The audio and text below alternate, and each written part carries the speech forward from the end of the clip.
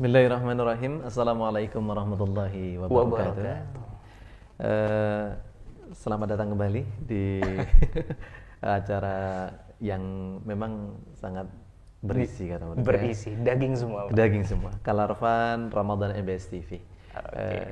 Selamat malam para pemirsa MBS TV. Mungkin ini salah satu acara yang bagi saya luar biasa karena memang menghadirkan orang yang luar biasa juga. Iya, astagfirullah. Iya. Nanti kalau kita melihat di depan kita bisa melihat ada sebuah karya-karya menurut saya adalah karya yang sangat luar biasa, karya yang sangat hebat, dan karya ini lahir dari orang yang hebat pula. Sebuah perjalanan hidup. Sebuah perjalanan hidup ya. Di samping saya sebelumnya saya kenalkan dulu samping saya ini ada Ustadz Kamal Ihsan. Oke. Dengan nama penanya Hangka Ustadz ya? Guru MBS yang nyambi jadi penulis, Pak. Guru MBS menyambi jadi penulis. Hangka mungkin bisa nama pena atau memang ada singkatan itu? Oke, jadi nama Hangka itu memang pada dasarnya mempunyai filosofi tersendiri ya. Iya. Jadi Hangka itu sebenarnya adalah filosofi dari huruf ya, dan angka. Ya. Jadi huruf kita ambil hanya, kemudian kita dominan dengan angka. Jadi Hangka. Ya, karena memang pesan ibu dulu waktu pertama kali terjun dalam dunia tulis menulis, tolong jadikan huruf-huruf dan juga angka-angka ini menjadi penuh manfaat bagi orang lain. Luar biasa. Ini akhirnya namanya ya udah Hangka. Dari awalnya kita udah kelihatan ya para pemirsa ya betapa luar biasanya beliau. Ya sebelumnya saya melanjutkan dulu. Sebelum saya bacakan juga saya kenalkan dulu nama saya sendiri. Nama saya Nur Muhammad. Terus nama pembicara kita atau yang akan memberikan apa yang beliau hasilkan, beliau karyakan, yaitu Ustadz Muhammad Kamal Ihsan LC. Beliau pendidikannya sangat luar biasa dan sekarang baru mengambil pendidikan magister di UGM ya Ustaz ya? Di fakultas di magister fakultas di Magister Sastra Indonesia. Sastra Indonesia luar sekarang biasa. Lagi tugas akhir gitu. Akhir. Semoga cepat selesai, minta doanya Pak. Amin. Terus sebelumnya beliau juga menempuh pendidikan di Al Azhar Kairo, ambil Fakultas Hadis. Jadi banting setir, Pak. Banting setir ya. Dari hadis langsung ke sastra. Karena memang kenapa memilih sastra? Karena pertama memang passion. Ya, ada kesempatan dan saya dari kecil suka tulis menulis gitu ya. Suka literasi, suka dunia novel juga. Dan juga terinspirasi dari Kang Abik, senior saya di Mesir. Ya. Akhirnya ya kenapa enggak? Ada kesempatan, ada kemauan, dan ada momentum waktu itu. Akhirnya hajar aja. Oke, luar biasa. Kalau kita lihat juga dari CV beliau pengalaman organisasinya sangat luar biasa, sangat banyak. Kalau saya bacakan itu bisa habis nih waktu kita sampai. Tapi ada yang memang sangat-sangat luar biasa, termasuk beliau adalah tahun 2019-2020 Grammar Coordinator and Strategic Study Editor World Indonesian Students Society dan sebagainya. Termasuk beliau yang paling keren lagi ini luar biasa para pemirsa ini. Beliau merupakan pengharga terbaik untuk award winning Best Adult Fiksi Novel di Islamic Book Fair Jakarta. Jadi itu penghargaan yang memang setiap tahun diadakan terkhusus untuk penulis-penulis dalam Islamic Book Fair. Dan kebetulan alhamdulillah tahun 2020 kemarin itu buku yang ini yang 1/4 yang ini ya? Dan kembali karya kedua saya Pak itu mendapatkan penghargaan sebagai novel fiksi terbaik di IBF 2020 luar Jakarta biasa. Kemarin. Mungkin pemirsa akan penasaran isinya seperti apa. Nah, nanti setelah memang kita tidak buka semuanya. Akan kita kasih spoiler sedikit. Luar biasa kalau kita lihat memang, dan beliau termasuk penulis produktif ya, dalam arti memang luar biasa. Dari pembaca, penulisnya juga sangat luar biasa. Pemirsa MBS TV kita sebenarnya tidak sabar lagi nih mau bagaimana dan mengapa Ustadz Kamal atau bahkan ceritanya sampai beliau menuliskan ini, bahkan latar belakangnya mungkin beliau lebih paham. Silakan bukan sambil cerita. Aduh. Oke Pak ya, terima kasih atas waktunya. Kita mungkin sharing santai Pak ya. Ngobrol santai. Istilahnya tahadus bin ni'mah. Ya, apa yang baik bisa kita ambil, apa yang bisa memotivasi bisa dijadikan sebagai referensi mungkin ke depannya. Jadi memang ini perjalanan panjang dari 5.1, buku pertama saya, anak pertama saya, dan juga 1/4. 1/4 ya. Alhamdulillahnya ini lahirnya cepet, Pak. Berapa buku 5.1, ini lahirnya 1 bulan selesai. 1 bulan selesai. Yang 1/4 selesai dalam waktu 3 minggu. 3 minggu masuk. Luar sebelum biasa masuk ini. ke proses editing di penerbit dan lain sebagainya, 3 minggu selesai. Masya Tapi Allah. sebenarnya perjalanannya panjang. Proses inspirasinya, Bukan hanya sekedar itunya proses saja ya. kreatif penulisan buku ini panjang. Betul, Mulai betul. dari perjalanan spiritual saya ketika waktu umroh.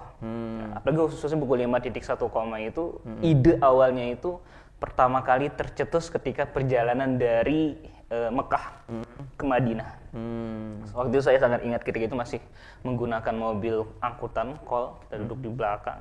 Waktu itu terpikir terkait tentang hal-hal yang paling sering kita rasakan, hal-hal yang paling sering kita temui di dalam hidup, dan itu akan relevan sepanjang masa. Jadi saya terpikir 6 hal. Hal itu apa? Kalau di 5.1, 6 hal itu saya cetuskan dalam 5.1, itu maksudnya adalah titik pertama kehidupan yang akan menjadi pondasi kita itu adalah rasa syukur. Rasa syukur, kemudian rasa sabar atas segala apa yang Allah berikan, ujian apa yang Allah hidangkan untuk hamba, kemudian juga ada kejujuran, ada keyakinan dan juga keikhlasan. Baru yang koma, tanpa jeda dan tanpa batas, itu adalah al-hub, mawaddah, mahabbah atau cinta, tanpa jeda, tanpa batas. 5 hal itu akhirnya dibungkus dan dihidangkan dalam satu frame melalui sebuah cinta. Gitu. Jadi memang 5.1, ini ingin menyampaikan tentang hal itu, 6 hal tersebut. Dan karena memang saya suka di dunia fiksi, kayak saya berpikiran seperti ini sih, Pak. Kenapa diangkat dari fiksi gitu? Kenapa hal-hal seperti ini perlu untuk kita telurkan dalam dunia fiksi? Karena menurut saya sendiri, hal-hal yang seperti ini tidak harus selalu atau tidak melulu kita hidangkan dalam bentuk yang formal atau serius. Betul. Makanya daripada dunia fiksi, cerita-cerita yang lebih banyak digandrungi oleh anak muda, diisi oleh tema yang kurang mengedukasi, atau tema yang kurang mendidik, tema yang kurang memberikan sentuhan-sentuhan Islami di dalamnya, maka saya akan akhirnya memutuskan untuk lebih fokus di dunia fiksi. Kenapa ruang itu tidak isi Kenapa gitu ruang ya? itu saya kejar dan saya dalamin lagi. Dan akhirnya 6 hal tadi dalam 5.1, ini buku pertama, Pak ya. Anak pertama. Anak pertama. Saya kemas dalam sebuah kisah. 6 hal ini akhirnya diajarkan oleh seorang tokoh yang saya ciptakan, seorang tokoh wanita yang dia itu mempunyai kekurangan. Dia mempunyai kekurangan, dia mempunyai keterbatasan. Dia adalah seorang wanita bisu, Pak. Namanya Zaritsa Putri Cahaya. Zaritsa. Zaritsa ini sebenarnya dia berhak untuk, dalam artian protes ya. Dia punya kekurangan. Betul.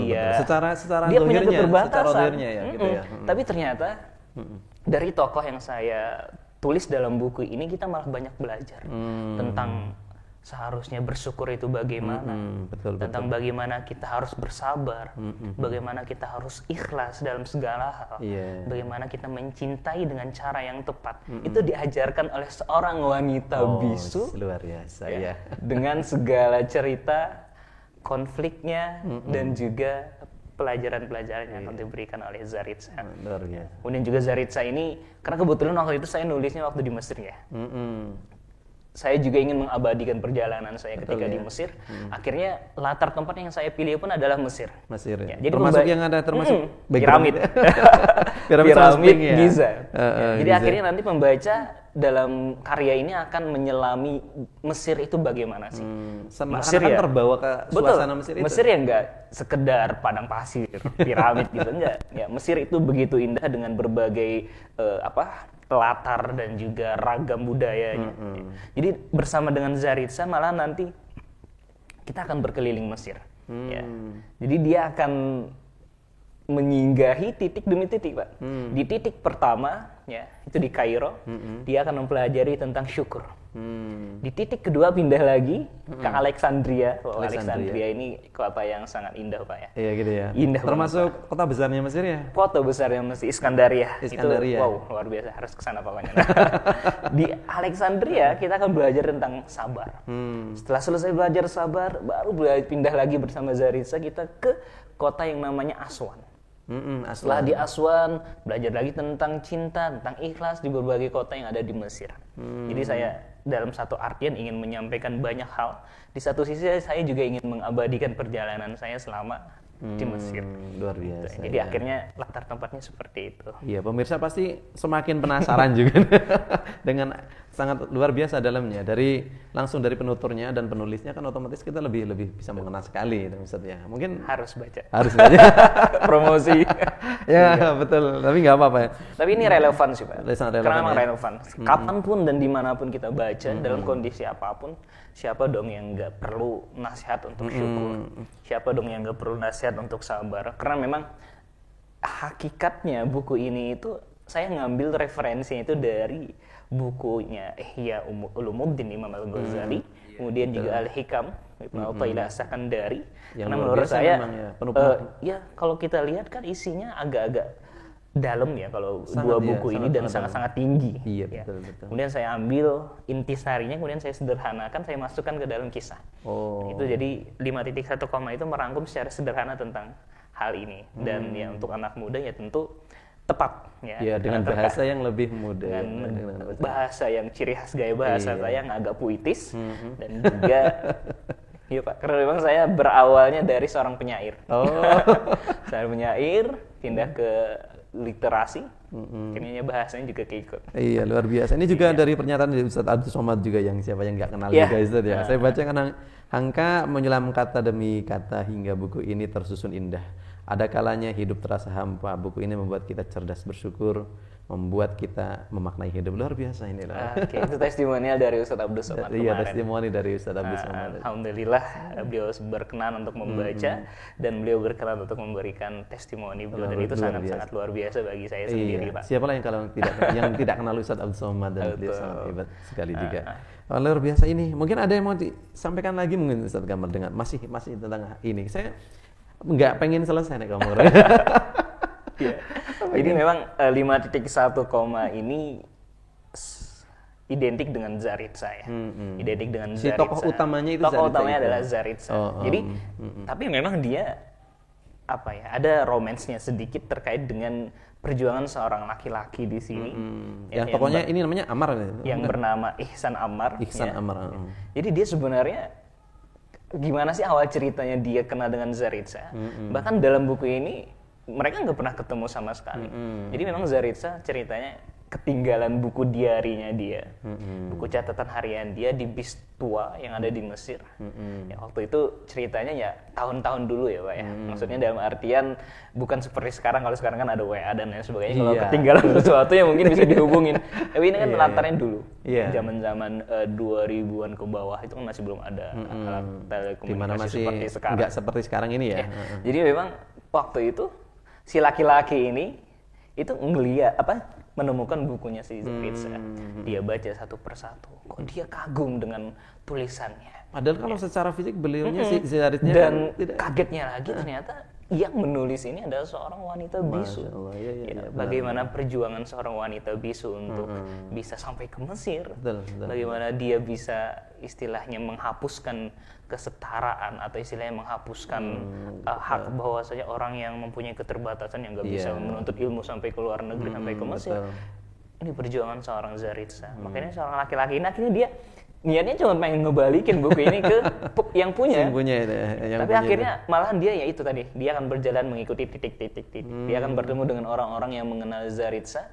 Dia akan bertemu dengan orang-orang yang mencintai Zaritza dan akhirnya orang yang menemukan bukunya ini bukan cuma sekedar kagum, tapi akhirnya jatuh cinta terhadap Zaritza. Jadi seperti itu.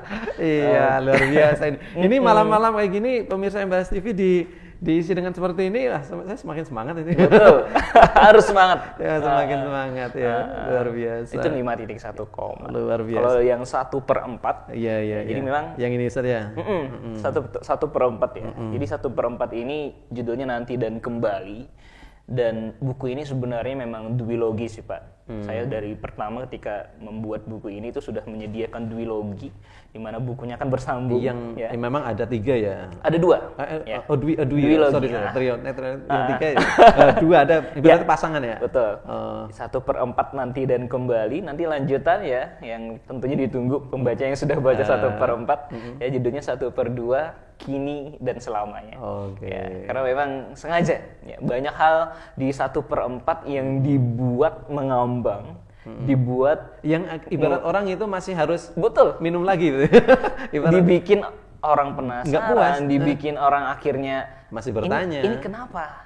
Ya, tokoh ini siapa? Ya. Kenapa harus terjadi kejadian ini? Itu semuanya memang sengaja dikemas dalam 1/4. Ya, jadi memang 1/4 ini adalah novel yang kemarin menang. Jadi di tahun 2020 sebagai novel terbaik dalam IBF ya, Islamic Book Fair 2020. Dan jujur Pak, sampai sekarang saya pun juga masih nggak percaya. Nggak percaya karena secara penulis baru, ya penulis yang istilahnya saya baru terjun di tahun 2020 secara profesional terjun dalam dunia tulis menulis. Iya benar. Sedangkan penghargaan sebelumnya itu buku-buku ini penghargaan IBF itu 2018 yang menang Terelie dengan bukunya yang mereka tentang memang kamu. punya jam terbang ataupun kemudian Ahmad Fuadi dengan Ranah Tiga siapa Warna. yang nggak kenal gitu ya. Tiba-tiba 2020 Hangka, siapa itu Hangka? Akhirnya juga dalam artian kemarin juga jadi sempat menjadikan saya dilema sendiri sih Pak ya. Dalam artian kalau saya berpuas diri sampai di titik ini, itu adalah sebuah kegagalan. Ya, tapi kalau itu saya jadikan sebagai sebuah batu loncatan untuk terus memompa diri supaya lebih produktif lagi, maka itu insya Allah menjadi suatu nikmat seperti itu. Oke, luar biasa ini. Itu 1/4 Nanti dan Kembali. Memang saya pertama kali lihat judulnya juga orang pasti akan dibuat penasaran ya Ustaz. Memang triknya Ustaz Kamal ya. Ibarat lihat castingnya itu apa yang di dalam itu, makanya dia akan melihat pertama kali, setelah dilihat akan melihat testimoninya, bahkan melihat cuplikannya sedikit dari ini. Wah, ini langsung judulnya memang harus wow Pak. Itu memang salah satu trik strategi ya. Strategi penulis itu pasti harus bisa membuat judul yang dia sudah merangkum isi keseluruhan, kemudian juga singkat, padat, dan dia mampu memberikan daya tarik untuk pembaca. Itu ada di judul. Iya, betul. Biasanya kalau 1/4 kan matematik gitu. Dikira buku rumus-rumus matematika, Pak. Ya ini yang menyebabkan kita jadi tertarik. Saat Ustadz Kamal juga bilang, ada saya nulis buku 1/4. Saya masih terpikir 1/4 rumus matematika kan. Ternyata luar biasa setelah kita dalami. Dan testimoninya memang sangat luar biasa nih, termasuk dari Ahmad Fuadi, penulis novel The Bestseller Negeri 5 Menara ya Ustadz ya. 1/4 adalah hakikat tentang jendela-jendela kesempatan yang selalu bisa dibuka untuk kembali menjadi lebih baik. Keren sekali nih kita. Saya bacakan boleh kan? Boleh. Oke. Juga ada dari Aguk Irawan, penulis novel bestseller Haji Backpacker ya. Hasrat Inayat Khan mengatakan bahwa perjalanan spiritual itu sebanding lurus dengan perjalanan kaki melangkah. Bekalnya 3 hal yang esensial: tekad, keberanian, dan kepasrahan. Novel 1/4 ini menguraikan statement itu dengan rinci, indah, dan alur yang tak terduga. 2 jempol buat penulisnya. Dan penulisnya ada di samping kita ini loh pemirsa. Betapa luar biasanya nanti. Terus ada juga pernyataan atau testimoni dari Dr. Adian ya Usaini, Ketua Program Doktor Pendidikan Islam Universitas Ibnu Khaldun Bogor, penulis buku Kemi ya. Beliau juga, novel ini mengajak kita memahami perjalanan spiritual jiwa manusia yang memerlukan keberanian, tekad, dan perjuangan untuk meraih kemuliaan. Mungkin Ustadz Kamal itu bisa menceritakan, kan tadi dibuat memang agak ibarat orang itu jangan sampai puas seperti orang minum kekenyangan itu ya. Memang akan niatnya sudah nanti akan ada kayak orang mau nyari takjil. Sama terlapar. Lapar matanya biasanya. Jadi ini mungkin kalau tadi kita sudah melihat ada tokoh yang di 51 koma ini, yang ini lebih pada mungkin Ustaz Kamal bisa membuka spoiler mungkin ya. Sedikit lah. Pokoknya baca sendiri kalau nggak baca sendiri belum puas pokoknya, harus baca sendiri ya. Kalau saya itu pernah ketika selesai penghargaan IBF itu, ketua jurinya waktu itu datang ke saya. Ketua jurinya bilang seperti ini, Hangka, novel kamu ini rumit. Kalau saya ibaratkan, novel kamu itu tuh kayak orang mendaki gunung, kata beliau. Ya, kalau kita mau ngebaca novel ini, kita tuh betul-betul harus fokus. Kata beliau seperti itu. Kenapa? Karena memang novel kamu ini gila di alur. Alurnya memang loncat-loncat. Alurnya pindah. Ya. Maju, mundur, maju lagi jauh, kemudian mundur lagi. Maka kata beliau, harus betul-betul konsentrasi dan fokus ketika membaca novel kamu. Makanya saya ibaratkan seperti mendaki gunung. Rumit di awal, tapi ketika sudah di atas, yang kita lihat di atas gunung apa? Ya, keindahan. Hanya ada keindahan. Seperti itu juga awalnya agak susah mungkin ya, Bro. Awalnya memang seperti itu. Dalam artian di narasi pembuka atau di narasi opening novel 1/4 ini memang banyak hal yang seperti lilitan benang. Karena memang pada dasarnya 1/4 ini kalau saya definisikan sendiri adalah sebuah hikmah tentang apapun yang sudah terjadi di masa lalu. Siapapun kita di masa depan, kita masih suci. Ya, jadi 1/4 ini itu terinspirasi Pak dari perjalanan hidup saya sendiri juga. Gitu. Bagaimana saya itu sangat-sangat sering menyesal. Ya, menyesal terkait dengan kok saya nggak ngucapin terima kasih ya. Kok saya terlambat ya mengucapkan kata maaf ya. Kok saya nggak pernah ya dalam artian memberikan segala-galanya untuk seseorang yang saya sayangi selama dia masih ada. Ya. Jadi banyak hal selama ini, banyak penyesalan yang kita rasakan. Begitu pula 1/4 ini. 1/4 ini ingin memberikan deskripsi dan gambaran bahwasanya selalu ada kesempatan bagi kita yang mempunyai komitmen untuk jadi lebih baik. Ya, makanya alurnya sangat loncat, alurnya sangat dalam artian rumit, bisa saya katakan rumit, tapi mencerahkan. Ya, dan menariknya di sini, ya. Jadi yang ketika sudah membaca bakalan gregetan. Ya. Karena kenapa Pak? Karena memang tokoh utamanya ini dia mempunyai keistimewaan untuk merasakan perjalanan spiritual. Jadi perjalanannya itu dia itu mempunyai kesalahan. Dia itu mempunyai masalah dengan hidupnya sendiri. Ya. Entah karena apa, dia mempunyai kesempatan untuk membetulkan, untuk memperbaiki diri dia. Dengan apa? Dengan sebuah perjalanan. Jadi dia ini, tokoh utamanya ini namanya Kisan. Ya. Dia itu akan mencari hikmah dari kehidupannya untuk memperbaiki diri dia dari jiwa-jiwa orang lain. Ya. Dia akan pindah ke 1/4 kehidupan pertama yang ada di Keira. Kemudian dia akan pindah ke kehidupan kedua, di 1/4 kehidupan kedua yang akan dimiliki oleh seorang Olivia. 1/4 ketiga dimiliki oleh seorang Kaya. Ya. Kemudian yang terakhir itu ada Zen namanya. Dan keempat tokoh ini akan mengajarkan hal-hal luar biasa kepada Kisan. 4 hal, 4 kisah, dan 4 tempat. Ya. Jadi memang kalau saya sendiri dari tokoh-tokoh yang ada, saya cenderung paling suka itu dengan tokoh yang saya buat dengan penuh emosional, yaitu Olivia. Ya, Olivia ini kenapa? Karena memang dia seorang guru. Saya seorang guru, dan Olivia ini mengajarkan tentang bagaimana perjuangan seorang guru. Dia di Andalusia, Cordoba, dan dia memperjuangkan hak-hak pendidikan orang-orang negara dari desa-desa kecil di desa Andalusia. Yang paling penting beda agama. Ya.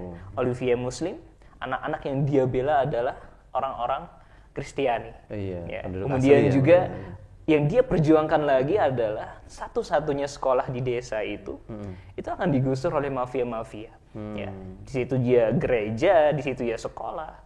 Tapi Olivia tanpa melihat imannya apa, tanpa melihat negaranya apa. Pada Dia sisi berjuang, kemanusiaan ya. dia memperjuangkan hak mereka untuk sekolah, dia memperjuangkan hak mereka untuk beribadah. Jadi saya ingin menyampaikan di sini terkait dengan toleransi. Betul, betul. Toleransi beragama, toleransi hidup. Ya, kita al-insaniyah qabla tadayun itu yang paling utama. Ya, kita berkemanusiaan sebelum beragama itu tentu harus kita jaga terus. Jadi landasan pokoknya ya bilangnya sebuah. Jadi 1/4 ini memang juga mengangkat 4 latar tempat yang berbeda, Pak. Jadi kalau 1/4 ini lebih menarik karena saya mengangkat 4 negara di mana Islam pernah berjaya. Pernah berjaya di situ ya, termasuk di Spanyol. Di 1/4 pertama di Mesir tentunya. Pertama Mesir ya. Mesir tentu dengan si Kaira ini. Betul, ya. betul. Kemudian di 1/4 kedua itu ada di Andalusia, Cordoba. Dan itu ada Olivia. Ya. Kemudian di 1/4 yang ketiga ada Kaya, Istanbul, dari Istanbul, Turki ya. Ya, pasti sekarang Istanbul lagi booming-boomingnya, Pak ya.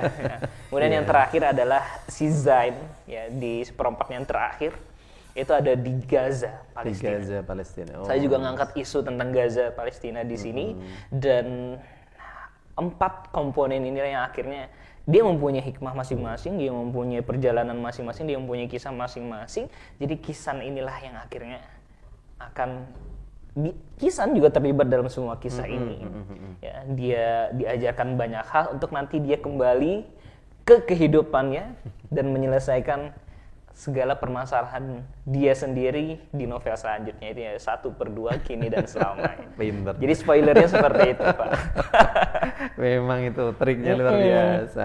Jadi orang yang pasti baca ini nanti pasti ibarat orang itu mau lagi. Betul. Tiba ditunggu-tunggu hadirnya ya, gitu kadang ya. saya dibaca di DM atau di WhatsApp oleh pembaca. Kak Angka ini kok kamu kok tega sekali membiarkan kami dalam rasa penasaran seperti ini gitu iya, kan. Betul. Nah memang kalau nggak seperti itu ya nggak bakalan jadi cerita gitu kan. Iya, betul ya. Luar biasa. Kita malam ini pengennya ngobrol panjang banget, Ustaz. Iya, tapi mungkin karena memang waktu itu yang kadang-kadang di bulan Ramadan yang mulia ini, tapi saya katakan bahwa pertemuan kita atau acara kita itu penuh makna dan itu termasuk membuat warna Ramadan semakin colorful Ramadan yang diambil yang diangkat oleh mungkin juga menjadi motivasi sih Pak untuk kita para santri ya, betul. Khususnya juga untuk santri-santri MBS ya dimanapun yang berada ya, bahwasanya kita mempunyai tanggung jawab yang sangat besar untuk meneruskan warisan ulama kita. Betul. Ya, bahwasanya warisan intelektual ulama, bagaimana literasi sudah dijaga oleh para ulama dari dahulu, itu harus kita lanjutkan. Ya, siapapun kita dan latar belakang apa kita dan jadi apa kita nanti, kita mempunyai tanggung jawab untuk menjadi seseorang yang memberikan dakwah, untuk mengingatkan hal-hal yang baik. Dan salah satu wasilahnya adalah menjadi seorang penulis.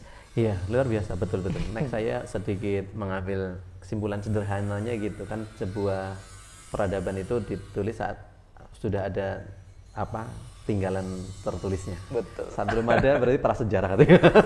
Makanya kalau diri kita nanti kan nggak ada sesuatu yang ditinggalkan, mungkin tidak ada sesuatu yang dituliskan. Mungkin kalau kita sudah meninggal ada tulisan yang kita tinggalkan masih terbaca menjadi jariah luar biasa. Jariah. Menulis untuk keabadian. Iya, itu yang sangat luar biasa. Oleh karena itu sebetulnya mungkin para pemirsa juga sangat bertanya-tanya. Hari ini didatangkan penulis yang luar biasa dan kita juga disuguhkan, dan pemirsa bukan hanya bisa mendengarkan saja atau melihat kita saja, tapi pemirsa bisa langsung melihat ataupun membacanya dalam kondisi apapun. Saya katakan rugi deh kalau sampai nggak punya itu. Nanti kalau di bawahnya kalau mau pesan gimana sih? Di mana? Silakan yang mau membaca 5.1 koma atau 1/4 ya, bisa langsung dipesan di nomor di bawah ini. Ada nggak ya nomornya? Iya. Di bawah ini ya, nanti akan dibantu oleh panitia untuk proses pengirimannya. Oke, luar biasa.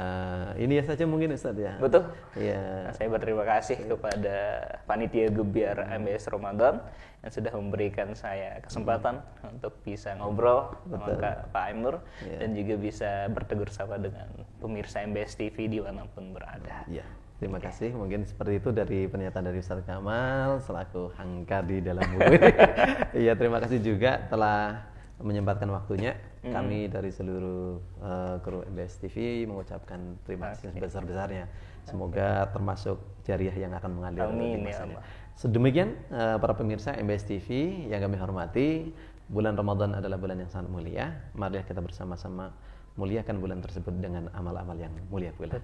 Demikian yang dapat kita sampaikan pada kesempatan malam kali ini. Ketemu di sesi ataupun di lain kesempatan yang ada. Dari saya cukup sekian. Saya mohon maaf bila banyak kekurangan selama membawakan acara pada kesempatan malam kali ini. Dari saya cukup sekian. Assalamualaikum warahmatullahi wabarakatuh. Waalaikumsalam warahmatullahi wabarakatuh.